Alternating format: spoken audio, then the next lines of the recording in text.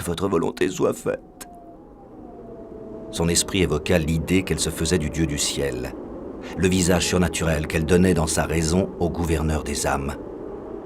L'image du masque à la mort brandissant sa faux autour de sa case fit frémir la vieille dame qui savait l'inutilité de lutter contre les caprices de la fatalité. D'où viendrait-elle la mort? Du toit? De la porte? De la fenêtre? Une complainte de vieille femme horrifiée se mêla à la sérénade satanique. « Foutez-moi la paix, la mort! Cherchez mon âme !» Et comme pour conjurer le mauvais sort, d'une voix étranglée par des sanglots retenus, Clémence murmura au bon Dieu un cantique des degrés. « Du fond de l'abîme, je t'invoque, ô Éternel. Seigneur, écoute ma voix. J'espère en l'Éternel. Mon âme espère. » Et si les oreilles de l'Éternel n'avaient pas été attentives à la voix de ses supplications?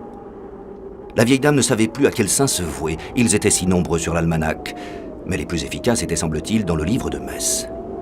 À présent, Clémence avait abandonné le sol à l'eau qui y régnait en maîtresse, noyant çà et là tel coffret de bois ou diluant déjà telle photo que le vent assassin avait arraché plein de rancœur au mur iconoclaste. Hâtivement, pendant l'accalmie, elle avait bien tenté de colmater les brèches de la cloison du petit salon. Elle avait repoussé la table contre la porte et puis bouché avec une couverture le trou dans le mur, tout en prenant garde de ne pas meurtrir l'étrange bouquet de fleurs que le monstre lui avait offert. Par dérision peut-être.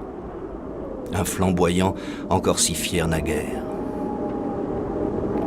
Au milieu de la pièce unique, Clémence attendait. Et peu à peu, du lointain, un sourd grondement lui parvenait. La bête reposée repartait à l'assaut. Peut-être la bête amant Hubert, que sa bonne maman avait entendue mais n'avait jamais vue. Bonne maman Erzulie, cette grande négresse à belles cheveux avec un signe de beauté à la droite du nez, elle en savait des histoires. Elle savait les raconter, ces histoires de nègres marrons cachés, de zombies voraces, de moments de l'eau féroce ou de compères en bas malins. Mais c'était la bête amant Hubert qui impressionnait le plus l'esprit de Clémence quand elle était petite fille. Hyparion, endiablé, tirant de toutes ses chaînes de nuit, le corbillard des morts qu'on ne voit pas. Elle était là, hideuse, affamée pour un festin de vampires dont elle serait peut-être la première bouchée, elle, Clémence. Au dehors, le grondement reprit, plus violent encore, plus effrayant. Le monstre avait atteint le sommet de la démence. Quelle taille pouvait avoir le spectre? À travers un trou de la cloison, la grand-mère effrayée tenta de saisir d'un œil ce qui était pourtant invisible. Cette fois, pensa-t-elle, qu'est-ce que Dieu veut faire? Elle n'eut guère le temps de s'abîmer en pensée. Le monstre à la porte donnait toute sa puissance en ruade de centaures enragés, en coups de cornes de bélier enivrés. L'horrible clameur discontinue charriait d'étranges bruits. Des sons de plus en plus fréquents résonnaient comme des coups mortels portés avec une démoniaque obstination. La nature hurlait sa détresse, saignait sa sève par toutes les veines de son corps que labourait la griffe titanesque du monstre qui, sans répit aucun, abattait sa lourde et mortelle patte.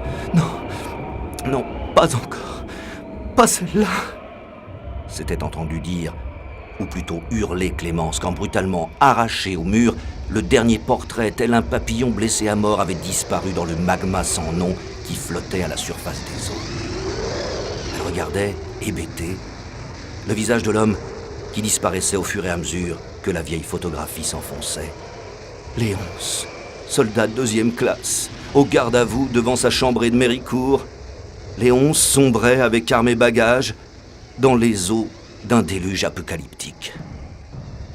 Dire que les feux de canon allemands l'avaient épargné en 14-18 et qu'un malheureux cyclone sans pitié privait pour toujours sa veuve épouvantée de sa dernière image. Était-ce un signe de Dieu? Fallait-il donc que tout s'efface pour que tout renaisse dans la pureté peut-être? Maintenant, sans retenue aucune, la bête sans visage hurlait sa démesure. Ce n'était que clameurs de fin du monde, grondements lugubres de masse qui s'entrechoquaient, hurlements terrifiants d'un vent démentiel qui régnait en maître absolu, courbait sous sa mortelle étreinte une nature horriblement violentée. Rien ne paraissait devoir finir. Les heures succédaient aux heures. Et la nuit, sombre complice, répandait toutes les ombres de sa pensée éclatée, ajoutant à l'horreur environnante. et comme participation à l'infernal festin semblait retarder l'avènement du jour. À demi consciente, la vieille dame se mit à rêver à des milliers de soleils, à 1 milliard de lumières. La tête pleine de bruit, de sons, elle avait fait front, perdue, isolée, dressée tel un menhir inébranlable et indestructible.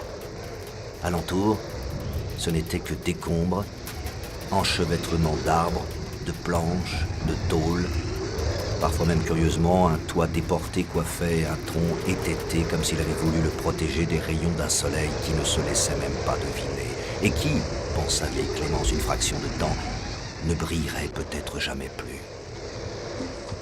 Le soleil pour Clémence, c'était le temps de leurs 20 ans, les deux jeunes gens se rencontraient à la tombée de nuit pour se conter fleurettes. La jeune fille amoureuse semblait vivre un rêve couleur sérénade, un peu comme celle que son prétendant, aux brillantes prunelles, lui avait donnée un soir de mardi gras sous un ciel de carême. Léonce, qui s'accompagnait au banjo, lui avait chanté une romance créole, sublime couplet qu'elle avait écouté, séduite par la fenêtre ouverte. Il disait à peu près ceci, Léonce. « Si je pouvais avoir de toi la moindre chose, le plus petit sourire échappé par hasard, si je pouvais avoir l'aveu balbutié, quelques mots que l'on ose, si je pouvais avoir ton doux regard, si je pouvais avoir tout ce qui te compose pour goûter ta beauté comme on boit d'un nectar, si je pouvais t'avoir toute comme je veux. » Cet air du poète Ancelot, brillant jeune homme au visage caraïbe et aux cheveux gominés, lui avait chaviré l'esprit à Clémence, dorloté le cœur. À cette époque, son être tout entier avait été secoué par le fracas d'un coup de tonnerre transporté par un vent de cyclone, le cyclone de l'amour, l'amour de Léonce, ce beau chevalier au chapeau de paille, parcourant la campagne sur son cheval joutelant. La voix café au lait de son bien-aimé s'emparait de son âme mise à nu, la noyait dans un vertige voluptueux, la charriait sur un nuage en l'espace et la broyait dans la meule de l'amour. La belle négresse, chouboulée, bouleversée, avait ce jour-là visité le firmament au-delà du 7e ciel et fait des câlins aux étoiles. La jeune fille, partie de son lit de feuillage, revivait leur beau voyage astral. Dans ces années-lumière de volupté, elle avait croisé au passage une légion de personnages ailés, flottant autour d'un grand barbu à cheval sur son nuage, coiffé d'une auréole céleste et portant, suspendu à la ceinture, les clés d'un paradis. Toute la nuit, dans son lit, Clémence, les yeux sans sommeil, avait répété dans sa tête ce délicieux refrain, poème plein de musique, de féerie et de douceur gourmande. La jeune fille en émoi entendait dans sa poitrine chanter son cœur.